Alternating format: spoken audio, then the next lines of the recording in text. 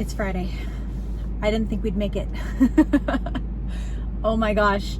This week has been a doozy. I swear, this whole week has just been absolutely consumed by these skull square pants project, the tutorial, the video, the pattern. It was originally going to be a project that when I was talking it through and everything that I would need to make and accomplish, I was like, oh my gosh, this is going to be a super quick video. I anticipated having everything shot, recorded, prepped, weeded through, sent over to my editor, everything just ready to go. I thought I'd have everything done by Tuesday, Wednesday max. Like Wednesday was my final day, thinking, okay, that would be my spillover day if anything else hadn't gotten accomplished yet. No, I literally finished recording yesterday, which is supposed to be my day off because my husband has the day off on Thursdays, and he was such a trooper, and he allowed me to just focus and not worry about him. He's like, you know what, you do you have stuff you got to work on, you have stuff, don't worry about me, you get your stuff done. And I really appreciated him for that, even though I need a day off, should have taken a day off, didn't take a day off. But so there was that, and then felt really good when all of the recording was done. Just I was like, yes, we are done. Everything is complete. We can like close this chapter on this project and move forward to other fun, exciting projects that I want to work on. But today I was like, okay, I have to create the pattern, write up everything I did for this project, so that way if somebody wasn't watching the video, if they were just to pick up the pattern, they would be able to create this project. And that's how I like to create patterns. I will literally write in the instructions how I speak, just because I want to make sure it is as clear as possible to people. I will every now and then add abbreviations, but I make sure at the very beginning of the pattern there's a whole abbreviation section of what each abbreviation means. And usually they're the stuff we already know, you know, like the single crochet stitch is SC and the double crochet stitch is DC, you know, that kind of stuff. But for those people that don't know that abbreviation, it's all there in the very beginning. So if you're like, what does that mean? It tells you. But yeah, I like to make my patterns like that. So when it comes to this project, the pants, I've never made pants before, but there was so much to take into consideration for pants because everybody's body is so incredibly different. So I was like, well, I want to be able to provide variations or alterations that people can do to make the pants fit, you know? So as I'm describing each step, I'm also inputting like how you could alter the pattern if you needed to, and when to do so, when not to do so. And there's a couple times in the pattern where I actually wrote, if yes, then do this. If no, then do this. And it's like, okay. It's crazy, but I'm really excited about this pattern. I literally spent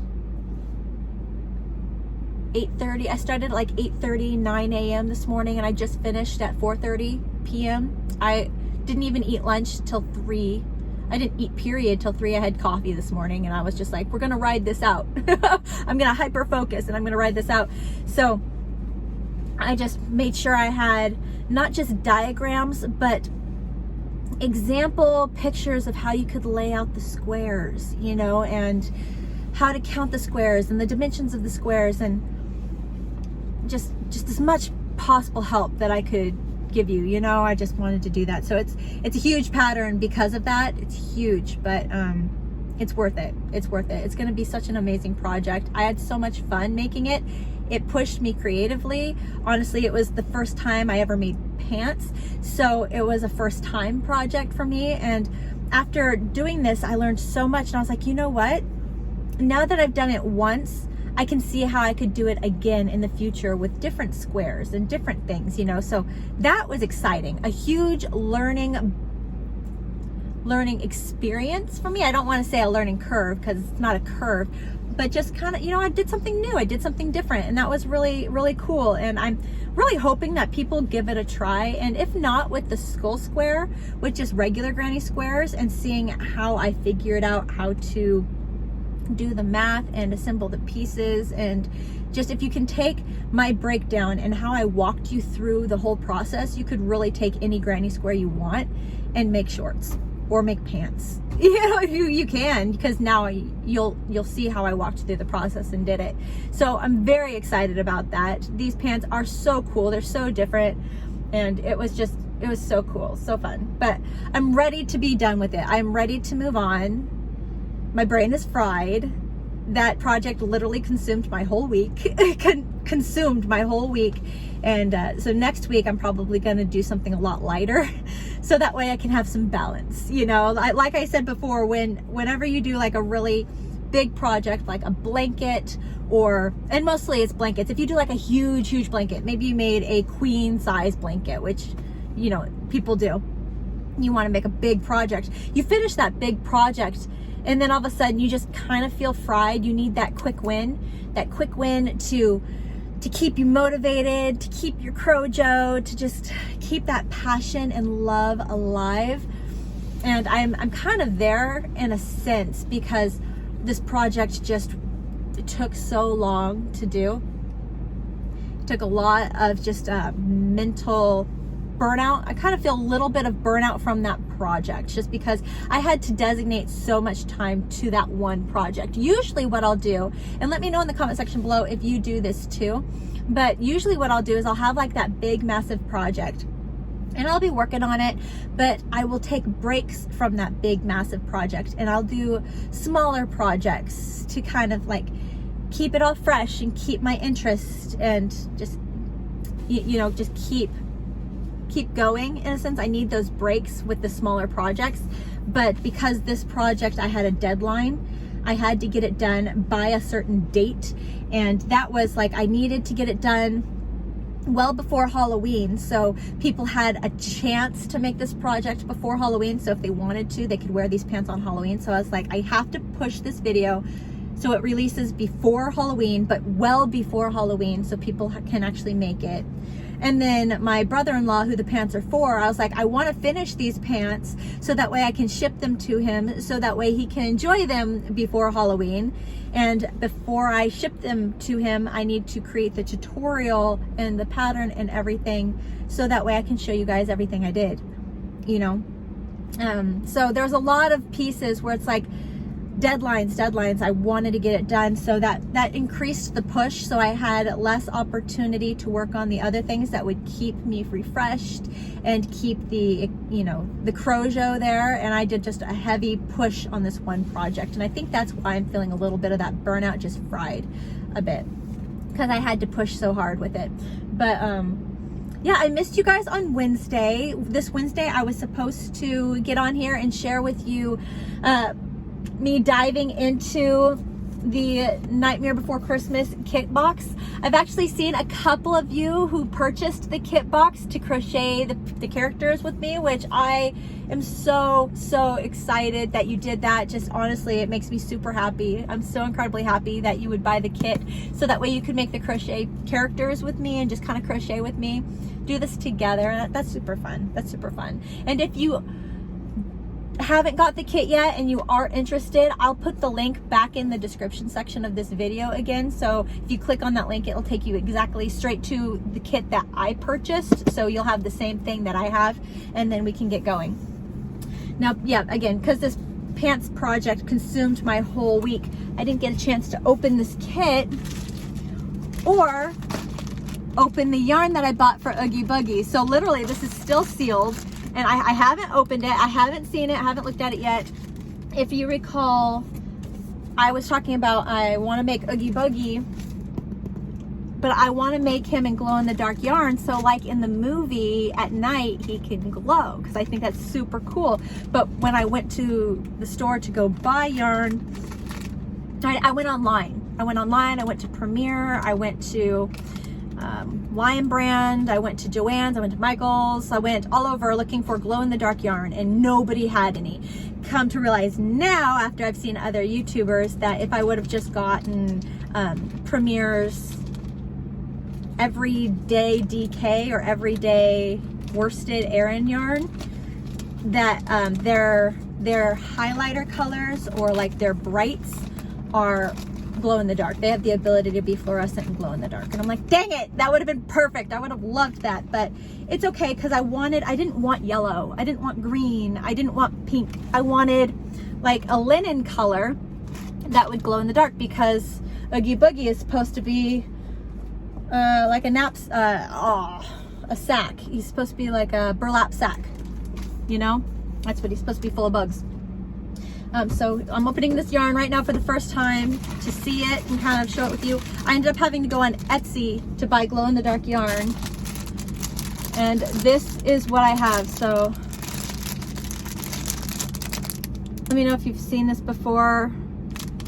I take it out of this so it doesn't like have this reflective quality.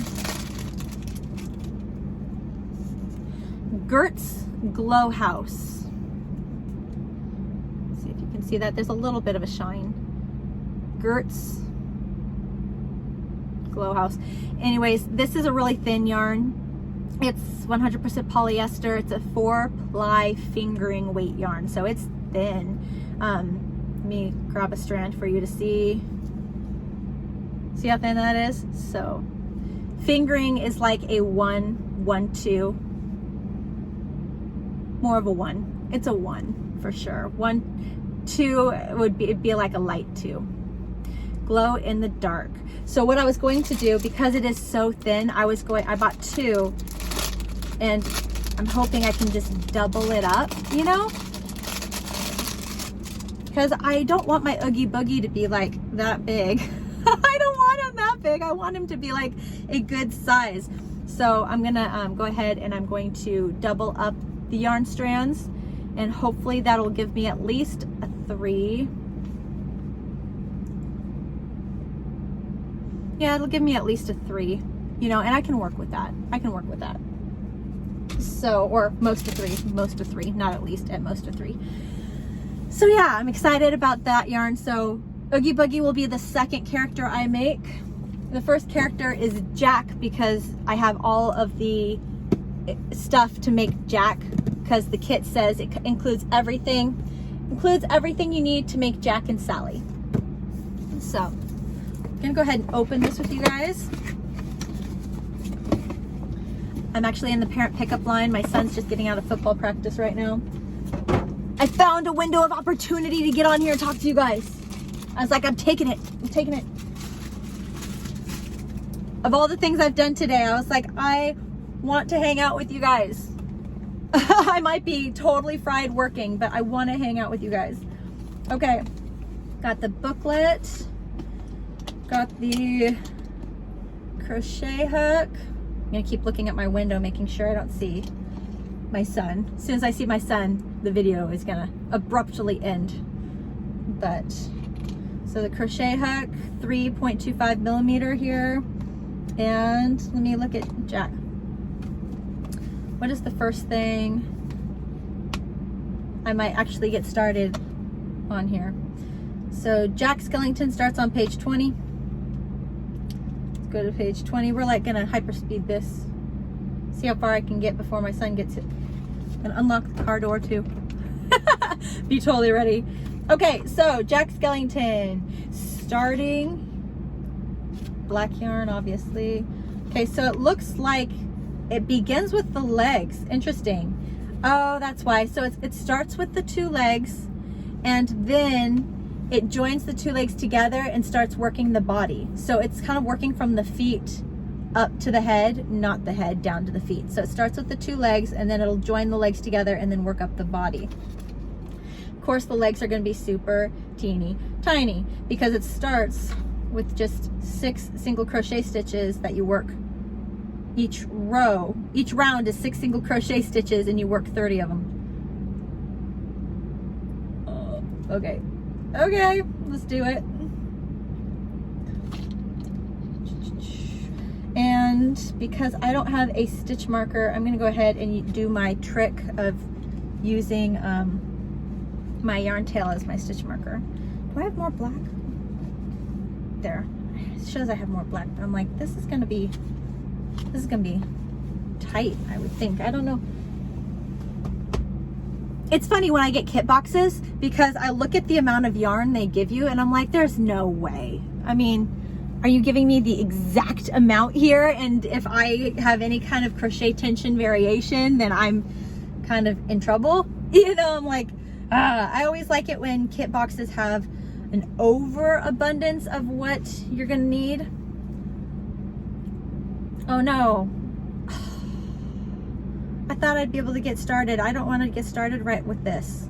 I want to cake this up first. Man, this is how they gave it to me? I'm in the car. I'm in the car. How am I supposed to work with this? Ugh. Okay, so I'm not going to crochet in the car. I thought I would. But I need to go home and I need to throw this on my umbrella thing. Oh, I can't. Again, I'm fried. My Swift. Got it. I'm gonna put this on my Swift, attach it to my yarn ball roller cake maker, and just kind of, I guess what I could do, while I'm there, I might as well just cake up all of these hanks that they gave me, because I'm pretty sure each and every one of these is gonna end up looking like this, and I can't work just right off with this. So if I want to just dive and go, I might have to take a second and cake up all these skeins. So I guess that's where I'll leave you. I was going to start the project, but let me know, please let me know in the comment section below this video if you've already got started. Again, we are starting with Jack. Have you made Jack yet? Are you in the process of making Jack yet? Let me know your experience. Let me know if you have any questions. Let me know how far you are. Now for me personally, I am definitely moving a lot slower, diving into these characters, creating these characters than I honestly would like, because I really want to get Jack done before Halloween.